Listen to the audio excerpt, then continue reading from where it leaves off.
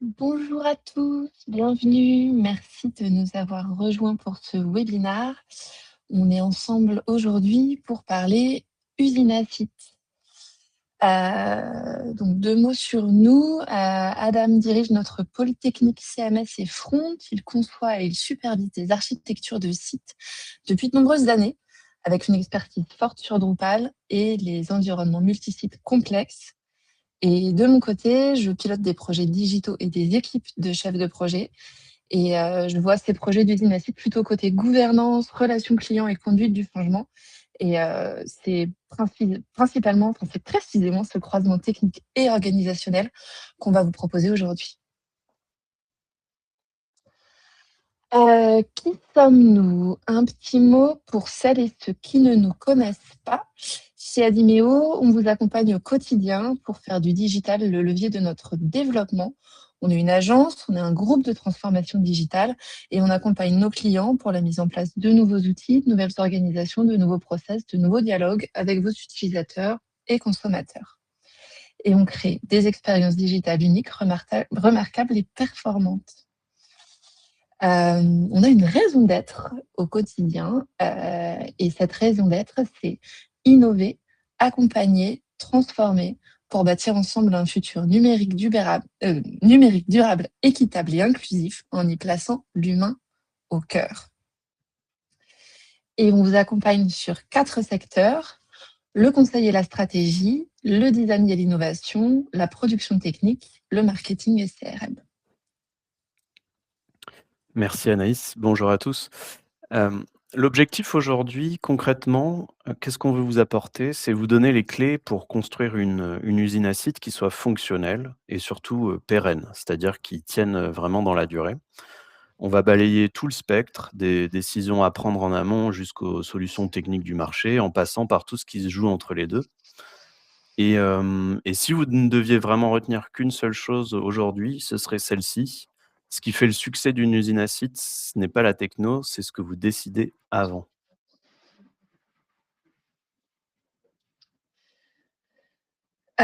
Au programme, alors déjà, un questionnaire de satisfaction sera affiché à la fin. Donc n'hésitez pas à y répondre, c'est comme ça qu'on progresse et qu'on vous accompagne mieux. Et au programme aujourd'hui, on va commencer par la base. Qu'est-ce qu'une usine à site et quel retour sur investissement concret on peut en attendre?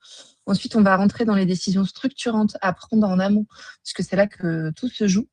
On vous présente ensuite les grands modèles d'usine à site pour vous aider à vous positionner.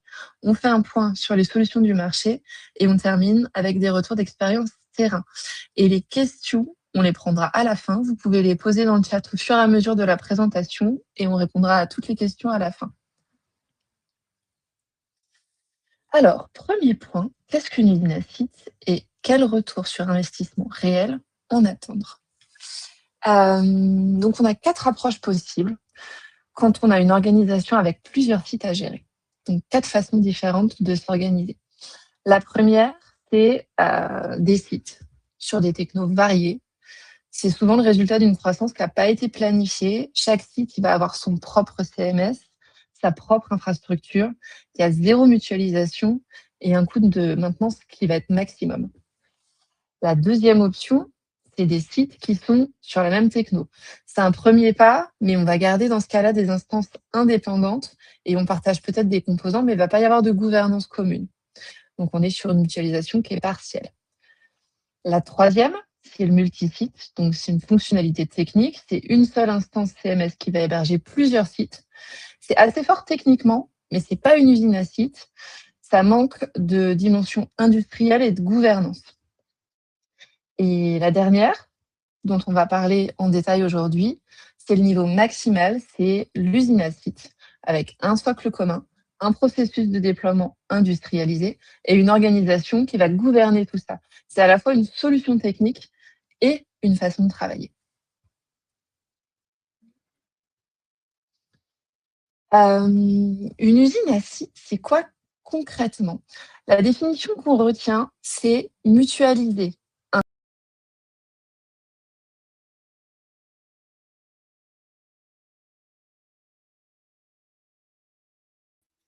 Anaïs, on n'a plus de son. Alors, ça s'est coupé tout seul. Ça s'est coupé au début de la slide? Oui, tu peux recommencer ta slide, s'il te plaît. Excusez-moi.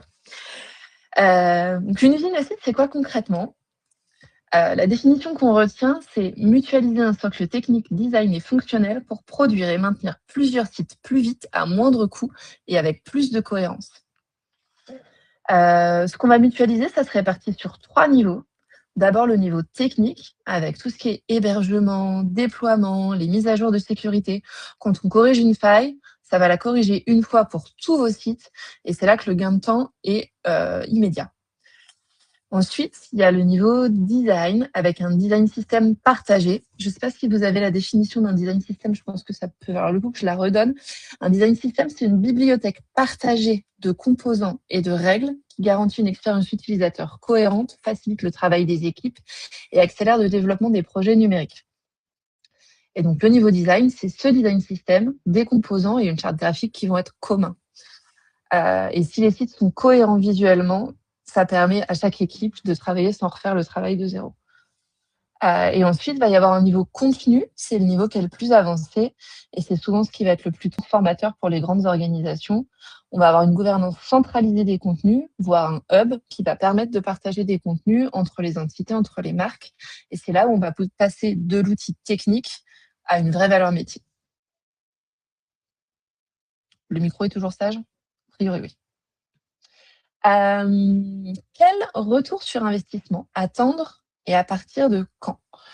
On a fait un petit schéma. Donc concrètement, les bénéfices qu'on observe chez nos clients, c'est le schéma, il illustre quelque chose d'important, c'est qu'au départ, l'usine à site, elle va coûter plus cher que de déployer des sites indépendants. Il y a un investissement de socle au départ, avec une courbe qui s'inverse rapidement, généralement à partir du 3e ou du 4e site. Concrètement, ce qu'on observe, c'est que le time to market d'un nouveau site tombe de plusieurs mois à quelques semaines, une fois que l'usine à site est déployée. Quand il y a un correctif de sécurité, on va le déployer en une seule fois et pas sur chacun des 10 sites séparément. Il y a une cohérence visuelle qui va être garantie sans avoir de surcharge de coordination. Et les équipes contributrices, elles vont gagner en autonomie parce qu'elles travaillent dans un environnement qu'elles connaissent bien. C'est un environnement unique pour tout le monde. Et le dernier point, c'est l'autonomisation des contributeurs. C'est souvent sous-estimé dans le calcul du retour sur investissement, mais c'est un vrai gain pour les équipes métiers d'avoir un environnement identique pour tout le monde.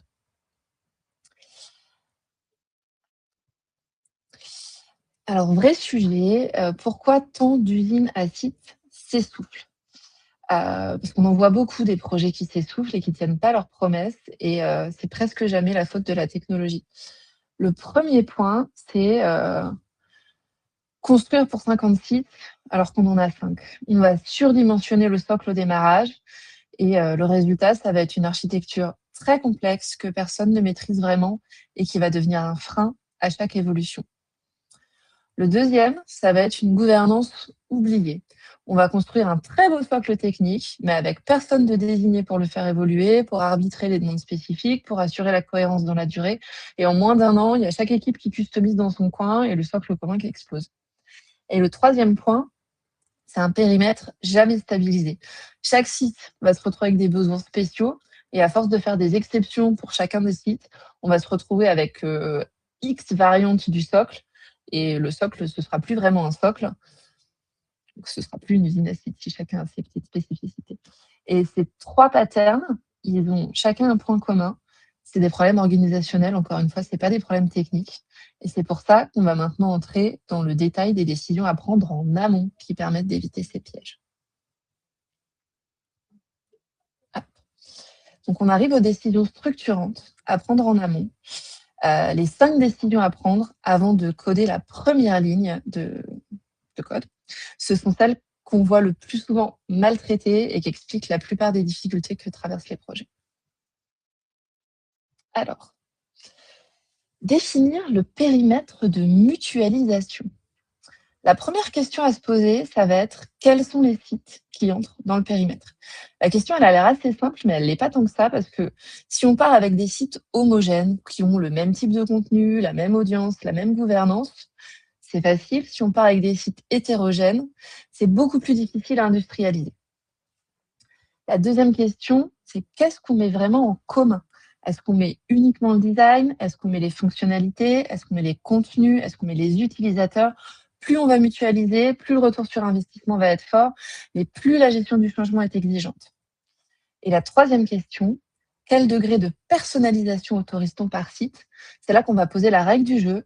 Si vous dites chaque site peut personnaliser ce qu'il veut, votre socle il va diverger très vite. Et si vous dites rien n'est personnalisable, vous allez perdre l'adhésion des équipes. Et enfin, qu'est-ce qu'on partage? Est-ce qu'on partage des contenus entre les sites? Est-ce qu'on fait une simple duplication? Est-ce qu'on a un hub commun? Cette question, elle va concerner surtout les grands groupes, les réseaux de marques, les collectivités avec plusieurs entités, mais elle peut représenter un gain énorme si elle est bien pensée. Et un point d'alerte important, amener les équipes contributrices vers une gestion mutualisée, c'est un vrai défi de conduite du changement. Il y a certains sites qui sont mis à jour tous les jours, il y en a d'autres qui sont mis à jour une fois par an. L'usine, elle doit s'adapter à cette réalité, sinon les équipes vont la rejeter.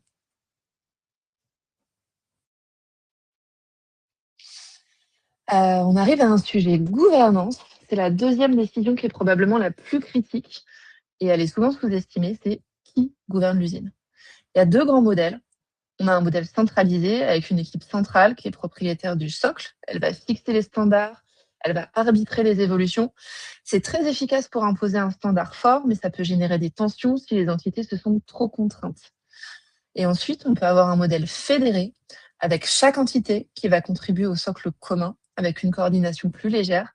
C'est plus souple, c'est plus accepté culturellement, mais il faut un vrai pilotage pour éviter la fragmentation. Dans la pratique, on voit souvent un modèle un peu hybride avec un noyau dur centralisé pour les éléments qui ne sont pas négociables, tout ce qui est sécurité, hébergement, design système de base, et on a une zone d'expression fédérée pour les composants métiers. Les deux questions auxquelles vous devez avoir une réponse claire avant de démarrer, c'est qui valide les évolutions du socle et qui arbitre quand une équipe arrive avec un besoin spécifique. Si vous n'avez pas de réponse à ces deux questions, c'est que vous allez avoir un problème de gouvernance. Troisième décision, jusqu'où standardise-t-on? On a représenté ça comme un curseur avec de tout mutualisé à tout personnalisé. Et la zone qu'on recommande, c'est un socle commun avec des exceptions contrôlées, avec 4 niveaux arbitrés, du plus rentable au plus variable. Vous voyez, le retour sur investissement le plus fort, ça va être le 1. Et nous, ce qu'on conseille, ça va être de monter le plus haut possible dans la liste, mais en restant réaliste sur la capacité de changement de votre organisation.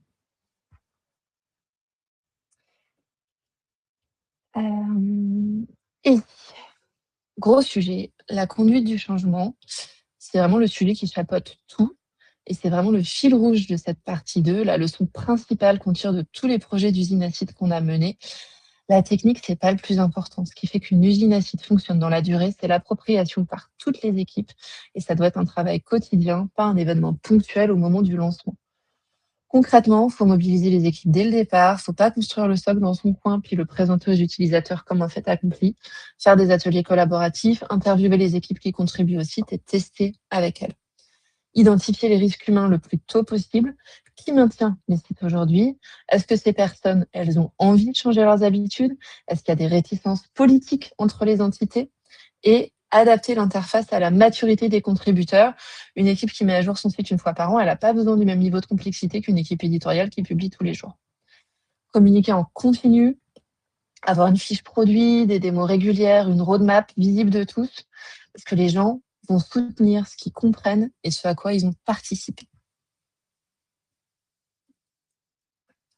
Et je vais laisser la parole à Adam. Alors avant avant d'enchaîner, on m'a signalé dans le chat qu'il y avait un souci avec mon micro. Est-ce que c'est toujours le cas? Ou est-ce que vous m'entendez bien? Moi, je t'entends bien, en tout cas. OK, ça a l'air OK. Eh ben, très bien, je vais pouvoir enchaîner. Donc 3e partie, les grands modèles d'usine à site. Là, l'objectif, c'est vraiment de repérer dans quelle situation, vous pouvez vous trouver, votre organisation.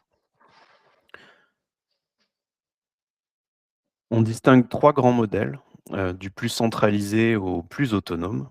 Le premier, c'est le réseau cloné, un modèle et N instances.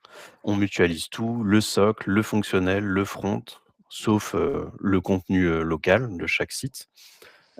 Typiquement, les franchises, les antennes, les mairies d'une intercommunalité, ce genre de choses. Ça peut être, vraiment pertinent pour ce genre de cas. L'écueil principal, c'est, la rigidité. Dès qu'une entité a un vrai besoin propre, on peut difficilement l'adresser. Le second modèle identifié, c'est la plateforme modulaire, donc un socle et N compositions cette fois-ci. Donc on mutualise un socle, plus un design system déclinable et un catalogue de briques que chaque site assemble. C'est particulièrement pertinent pour un groupe multimarque, pour une université et ses composantes, par exemple. L'écueil principal ici, c'est la gouvernance du catalogue. Sans elle, les variantes peuvent vraiment, exploser. Le troisième modèle, c'est, ce qu'on a appelé la fédération encadrée, N projets dans un cadre commun. Là, on mutualise surtout, tout ce qu'on va, identifier au run, c'est-à-dire, l'hébergement, la sécurité, les notions de RGPD, tout ce qui est déploiement, ce qu'on peut appeler la CI/CD, mais tout ce qui est vraiment, donc déploiement et chaque entité reste maître de son fonctionnel.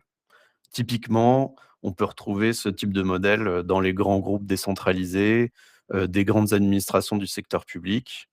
L'écueil, c'est que si la valeur fonctionnelle mutualisée est trop faible, il faut que le cadre, donc toute cette partie, que j'ai appelée run, heu, en vaille vraiment le coup.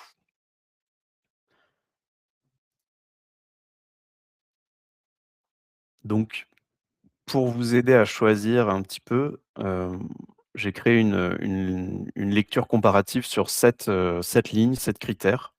Je ne vais pas tout lire, mais je vais attirer votre attention sur quelques éléments, importants. L'hétérogénéité fonctionnelle et la flexibilité UX augmentent de gauche à droite. Plus vos entités ont des besoins différents, plus vous glissez vers la droite du tableau. Regardez aussi les 2 lignes de coût. Le budget initial de l'usine est le plus élevé pour la plateforme modulaire.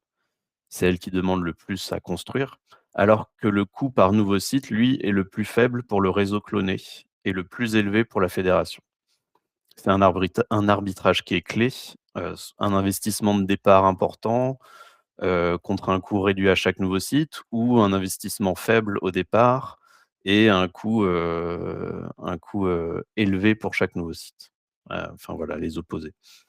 Le dernier point qui peut être, assez parlant aussi, c'est l'autonomie de création et le délai par site.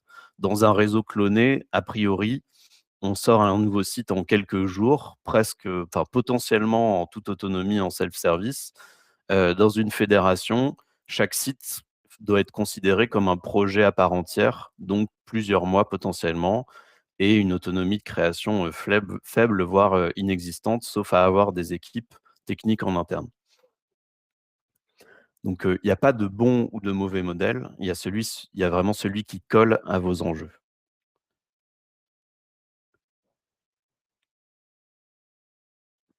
Alors, faut-il combiner les modèles? C'est une nuance qui est importante. Dans la vraie vie, on combine souvent ces modèles. C'est rare d'avoir des projets où on se cantonne à un des 3 modèles de manière très rigide. 3 combinaisons reviennent assez régulièrement, et je vais en parler tout de suite. Donc il y a la première, c'est l'usine à site, à plusieurs vitesses. Donc on va avoir un parcours rapide, cloné pour des petites entités et puis un parcours, on va dire, un peu premium pour des sites, différents, ou des sites vitrines, par exemple. Le second, c'est le réseau, cloné multimodèle. C'est de plus en plus fréquent, dans nos projets. On a plusieurs gabarits clés en main dans un même réseau. Un modèle, par exemple, site établissement, un modèle site événementiel, un modèle pour, uniquement de la landing page, ce genre de choses et au moment de la création, d'un nouveau site, le créateur va pouvoir choisir quel modèle il veut utiliser. Voilà, donc l'industrialisation reste maximale, la mise en commun est maximale. Ça augmente le coût, initial puisqu'on va passer plus de temps à concevoir et développer les différents modèles. Le dernier, la dernière, comment dire? Nuance ou, combinaison qui revient, et qui peut s'appliquer à tous les différents modèles, c'est le hub de contenu. On va mutualiser le contenu, on va avoir un référentiel de médias, de taxonomie, de contenu, indépendant du front et qui peut vraiment pour le coup, marcher dans tous les cas. Donc on revient un petit peu à ce que j'annonçais, au tout début. C'est pas la technique qui est importante. La vraie question, c'est pas, est-ce que je veux du Drupal ou du WordPress? C'est plutôt quel est le niveau réel d'autonomie et d'hétérogénéité que je veux pour mes entités? C'est ça la vraie question et du coup, c'est une transition parfaite vers les solutions du marché.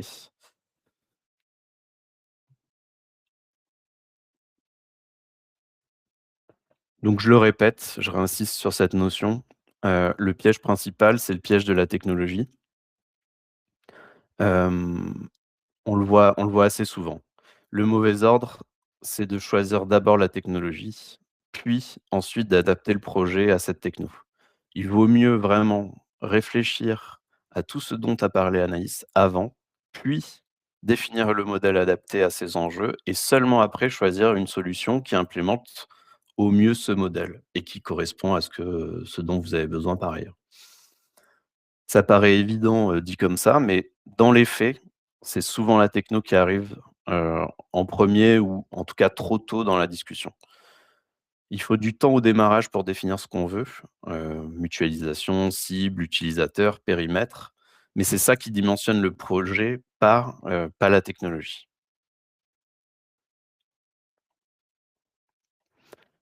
Cela dit, c'est quand même intéressant et de toute façon, vous allez devoir choisir une solution technique à un moment. Donc voici un panorama, j'ai regroupé en 4 familles. Hem, la première famille qu'on a identifiée, c'est vraiment les CMS open source généralistes, Drupal, WordPress, Typo3. C'est le cœur du marché de l'usine à sites en France. Hem, en deuxième famille, il y a, ce que j'ai appelé les plateformes d'expérience européennes. Donc les plateformes d'expérience, c'est les fameuses DXP. Contrairement aux CMS, c'est des plateformes qui vont proposer, hem de gérer l'expérience utilisateur de A à Z, qui vont proposer des choses en plus que simplement la création de sites internet, qui vont vraiment adresser le parcours utilisateur du début à la fin, voilà, en passant par les emails, en passant par, diverses expériences. Hem, donc voilà et donc ces plateformes d'expérience, ces DXP européennes, on va compter par exemple, Ibexa, Jaya. hem Leur argument principal, c'est la souveraineté, le RGPD, puisqu'elles sont européennes, et une fonctionnalité d'usine à site qui est souvent native. La troisième famille, c'est, les DXP haut de gamme, type, Adobe AEM, Sitecore, Optimizely. C'est une intégration qui est souvent très profonde dans le SI, puisque ça va, vraiment avoir c'est un choix fort qui va avoir un impact, important, sur tout votre SI, puisque ça va se connecter, ça va avoir beaucoup d'interconnexions et en général, on va aller utiliser, des outils qui sont, dans ces DXP, pour des briques fonctionnelles autres que la partie site internet. Et c'est des très gros budgets, en général. Enfin, c'est pas en général, ça demande un très gros budget. La dernière famille, la quatrième, c'est, les architectures découplées. Donc on va pouvoir citer, Contentful, Strapi, Storyblock, Sanity, par exemple, hein, il y en a d'autres évidemment. Donc on va avoir du contenu structuré et multicanal. Et ça peut, typiquement servir de hub de contenu pour pouvoir, alimenter différents fronts, qui vont être indépendants les uns les autres, mais qui vont pouvoir aller chercher du contenu, dans ces CMS, qu'on peut appeler headless, donc découplés en français. À noter aussi que, en réalité, d'autres solutions permettent aussi de faire du découplé, hein, c'est possible avec Drupal, avec WordPress et cetera. Hem, mais évidemment, c'est moins pensé pour à la base. Donc à chaque famille sa logique. Il n'y a pas évidemment de gagnant, universel. Il y a une adéquation à votre contexte, que ce soit, l'expérience de vos contributeurs ou tout simplement l'adéquation entre votre besoin en termes d'usine à site et ce que permettent les différentes familles de solutions. Voilà, pour les technologies du marché. Je vais passer maintenant tout de suite à les retours concrets d'expérience et je vais vous parler de 3 projets particuliers. Le premier, c'est La Martiniquaise. C'est un groupe de vins et spiritueux avec un portefeuille multimarques. On est parti sur un réseau cloné. C'est une usine à site Drupal en multisite avec un socle fonctionnel commun à tous les sites, mais avec un front à chaque fois fortement personnalisé pour coller à une image de marque bien particulière.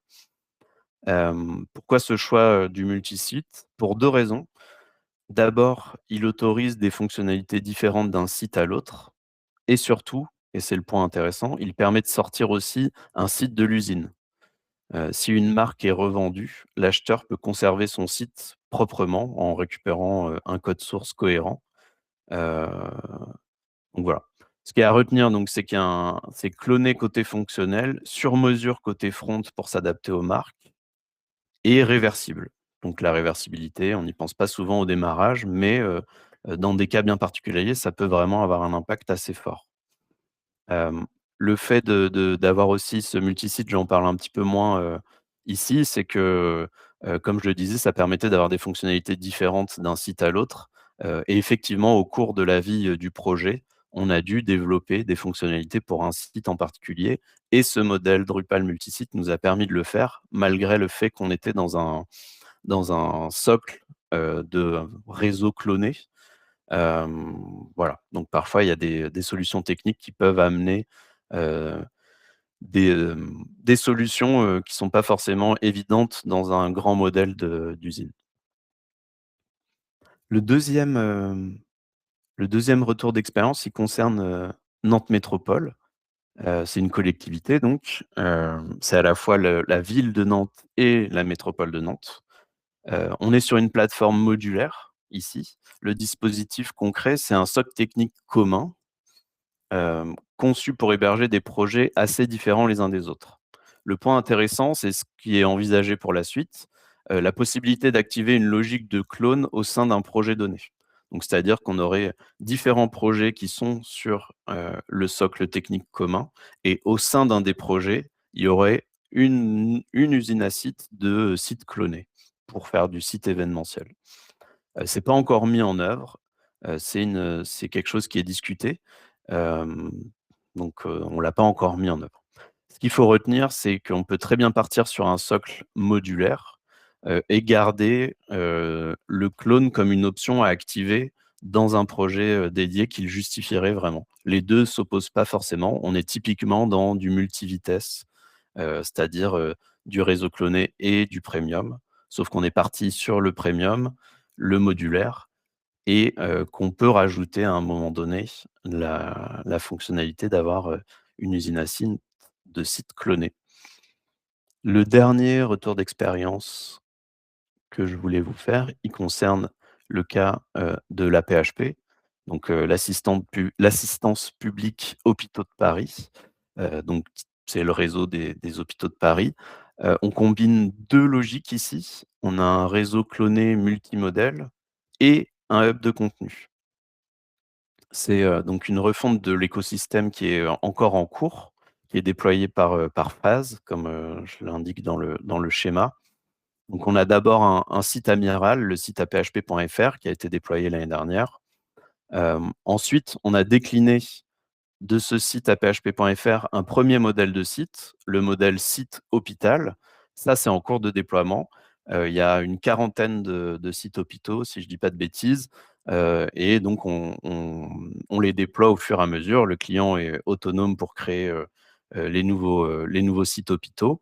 En parallèle de cette mise en place, des sites hôpitaux, on est en train aussi de créer le hub de contenu. Donc ça, c'est en cours de recette pour le coup.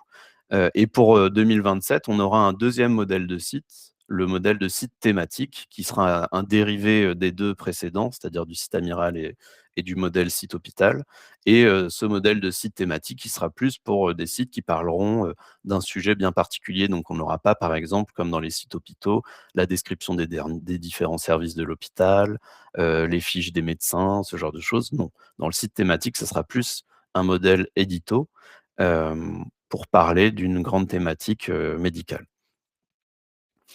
À retenir sur ce projet, c'est que c'est un seul dispositif qui réunit plusieurs modèles de sites, un hub de contenu en plus, transversal, et le tout déployé progressivement. Pour moi, c'est vraiment la synthèse de tout ce qu'on vient de voir. On ne déploie pas tout d'un coup, on avance par modèle.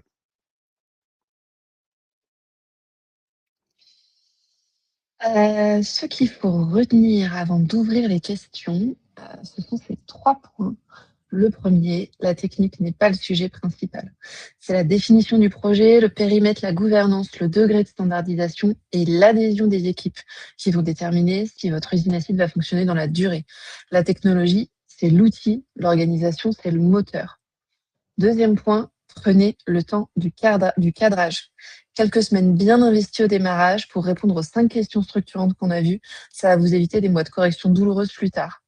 Et troisième point, ne sous-estimez pas la conduite du changement. Une usine à site, ça impose une nouvelle façon de travailler à tous les niveaux, équipe technique, équipe métier, équipe éditoriale. Sans adhésion, même le plus beau des socles sera contourné ou abandonné. Et bien sûr, chez Adimeo, on est en mesure de vous accompagner sur tous ces sujets, de la conception de site et le conseil pour cadrer tout ce sujet d'usine à site, que ce soit pour faire un audit de votre écosystème, de la recherche utilisateur, vous aider à mener la conduite du changement, etc., la veille sectorielle. Aussi pendant la phase de production, hein, que ce soit la conception UX, design graphique, conception fonctionnelle et technique. Évidemment aussi vous accompagner sur l'hébergement et tout ça dans le respect des bonnes pratiques, techniques, sécurité, etc. On est aussi présent pour de la maintenance, pour évidemment tout ce qui est maintenance préventive, corrective, aussi pour vous développez de nouvelles briques fonctionnelles au sein de l'usine pour faire de l'audit de la qualité web en continu de votre usine à site. Et puis en complément, de toute cette partie, conception, production, maintenance, il y a aussi tout ce qui vient se rattacher à une usine à site, que ce soit, par exemple, pour se connecter avec du SSO, pour venir, mutualiser, des médias avec un DAM, ou mutualiser plus de choses via un hub de contenu. Et puis bien sûr, pourquoi pas mettre en place, une gouvernance d'IA globale, pour pouvoir, donner, aux contributeurs des différents sites, un ton, des guides éditoriaux, des normes légales, et cetera, pour des contenus maîtrisés, qu'ils soient générés, par IA, ou non. Et tout ça, bien sûr, avec, de l'accompagnement et de la formation tout au long de nos prestations. Hem, Avant voilà, enfin, on arrive au bout, donc avant de prendre vos questions, déjà, je voulais vous remercier pour votre attention. Je vais aussi, vous parler des webinaires à venir rapidement. Donc le premier, c'est IA et choix des modèles de langage, comment choisir? Donc ça sera le jeudi 27 août à 11h. Ce sera, animé, il me semble, par, Marine Sorocco. Le jeudi 24 septembre, on aura un webinar sur interfacer HubSpot, un connecteur sur mesure pour unifier vos données. Ce sera animé par Mathieu et Alice. Vous découvrirez comment connecter HubSpot à votre système d'information pour automatiser les échanges de données, fiabiliser vos processus métiers et puis anticiper les principaux enjeux d'une intégration réussie. Voilà, avant de passer aux questions, n'oubliez pas le petit questionnaire de satisfaction dont Anaïs a parlé au début. Ça devrait s'afficher chez vous. C'est vraiment important pour nous, ça nous aide vraiment à progresser, donc merci d'avance de le remplir. Merci beaucoup. Alors, pour les questions maintenant. Oui, on en a 2. La première, c'est combien de temps ça prend pour déployer un nouveau site pour un admin une fois que l'usine est en place? En tout cas, c'est comme ça que je le comprends. Alors, ça dépend beaucoup de la solution qui est mise en œuvre. Quel type d'exemple on pourrait prendre? Si on est sur un réseau cloné, c'est-à-dire, par exemple, une usine à site, heu, par exemple, WordPress ou Drupal qui va être avec un vrai réseau cloné basé, avec une seule base de données, donc la solution, on va dire, la plus, simple techniquement. La mise en place d'un nouveau site est extrêmement rapide. Ce qui va prendre du temps, c'est de créer le contenu, qu'on va mettre dedans, hein. C'est histoire de la création du site de quelques heures. Il faut faire pointer, le nom de domaine, vers le bon endroit, mais, en dehors de ça, c'est vraiment du clone. Et après, c'est tout le contenu qu'il va falloir créer dedans qui va prendre du temps potentiellement, plus qu'autre chose. Après, si on est sur, des usines à sites un petit peu plus, complexes ou, d'un point de vue technique ou, complexes d'un point de vue, fonctionnel, ça va être très variable. Par exemple, si je prends le cas de la martiniquaise, comme à chaque fois, même si c'était du cloné d'un point de vue fonctionnel, à chaque fois on était en on se devait de personnaliser la partie front-end, toujours pour cette histoire d'image de marque, et ben, ça mettait plutôt quelques semaines, le temps d'intégrer vraiment, d'avoir les maquettes qui sont faites, d'intégrer ensuite ces maquettes. Voilà. Après, la mise en place du site, techniquement était pas très longue, mais il fallait, créer, le thème sur mesure, pour chaque nouvelle marque. Et puis après, il y a des cas où ça prend, un petit peu plus de temps, quand, en fait, ça dépend beaucoup du niveau d'autonomie. Si, le la personne qui, dirige la plateforme est autonome pour créer les nouveaux sites, ça sera forcément plus rapide, modulo, le contenu à mettre en place. S'il y a moins d'autonomie et que c'est votre prestataire, qui crée, le nouveau site pour vous, ça peut prendre de quelques semaines à quelques mois, selon, l'hétérogénéité, technique et UX qui est mise en œuvre. J'espère que ça répond à votre question. Oui, il y a Manaïs, une donc, la précision dans question le était chat. surtout les délais annoncés, sont bien une fois que l'usine à site est déployée et administrée en autonomie? Exactement. Exactement. Et donc, merci Emmanuel pour la précision. Oui, effectivement, c'était bien une fois que la plateforme est mise en place. On avait une deuxième question concernant le multilingue. Possible de faire une usine à site multilingue au niveau du hub de contenu? Alors oui, c'est possible, c'est un petit peu plus complexe. Souvent les hubs de contenu, hem, selon la façon dont, il est mis en œuvre, si je dois parler par exemple de la PHP, la façon dont il est mis en œuvre, c'est comme un peu une autre instance d'un site de l'usine à sites qui sert de hub, et tous les autres sites vont venir l'interroger pour venir récupérer des contenus. Donc, c'est un mélange de fonctionnalités, qui sont natives au CMS utilisé avec des développements spécifiques. Donc dans le lot des développements spécifiques, on met en œuvre le fait de prendre en compte et de récupérer les différentes versions, les différentes langues, du contenu qui est récupéré par un site. En gros, le hub de contenu, du point de vue des sites, qui peuvent l'utiliser, il se présente un petit peu comme un catalogue de contenu dans lequel ils peuvent le consulter et sélectionner un contenu et le récupérer. Et au moment de la récupération, on va venir récupérer toutes les versions, s'il y en a plusieurs, des langues, voilà, et d'autres choses bien sûr d'un point de vue technique. Mais, pour répondre à la question, oui, c'est possible, mais je pense que ça reste quand même encore du développement spécifique. Et on avait une question sur le paramétrage des fonctionnalités différentes d'un site à l'autre. Bonjour Anthony. Comment se paramètre le choix des fonctionnalités différentes d'un site à l'autre? Comment est géré le catalogue de fonctionnalités? Y a-t-il un assistant pour créer un site rapidement et désactiver certaines fonctionnalités? Pour moi, c'est quelque chose qui est possible au niveau de l'interface, où par exemple, on peut choisir les couleurs qui se déclinent sur les sites de l'usine. Mmh. Mais c'est à voir Bah, en phase de conception aussi, ça. si je peux compléter, ouais, Ouais. du coup, bonjour Anthony. Ça dépend évidemment du choix technologique en amont. Si on parle de Drupal, par exemple. J'en parle beaucoup, je sais. Si on parle de Drupal, il y a différentes solutions. Ça dépend aussi de la façon dont l'usine à site est mise en œuvre.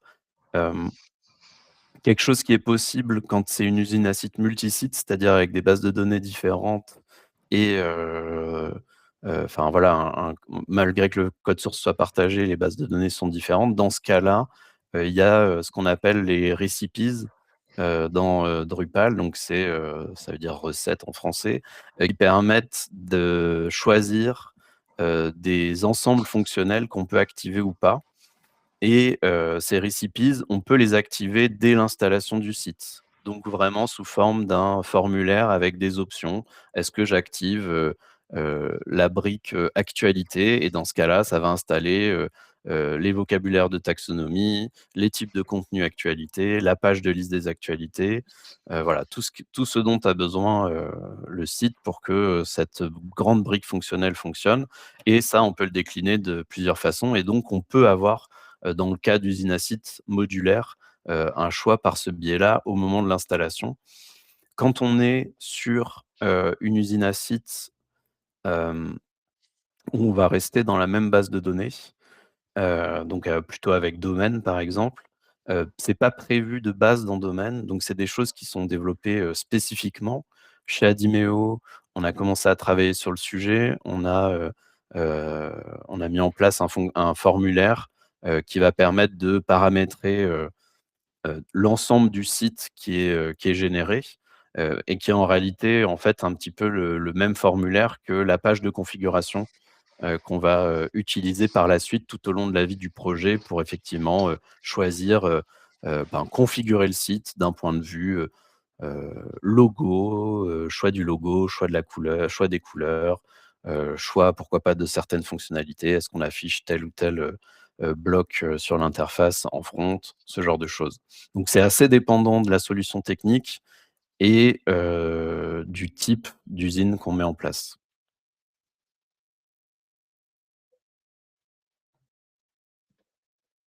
Je pense qu'on a fait le tour des différentes questions. Si de nouvelles idées vous viennent, n'hésitez pas. Et n'oubliez pas de remplir le questionnaire de satisfaction. Voilà. Et n'hésitez pas aussi, il y a aussi un bouton, qui vous permet de prendre contact rapidement avec nous si vous avez des besoins, si vous voulez discuter, parler de vos projets d'usine à site ou autres. On vous répondra avec plaisir. Il est tout en haut de votre écran normalement. Rouge. Le bouton rouge. Très bien. On va attendre quelques secondes pour voir s'il y a de nouvelles questions. Mais en tout cas, merci pour votre attention, pour vos questions et puis pour vos retours. Voilà, c'est toujours, très C'est bon à très prendre précieux. pour nous.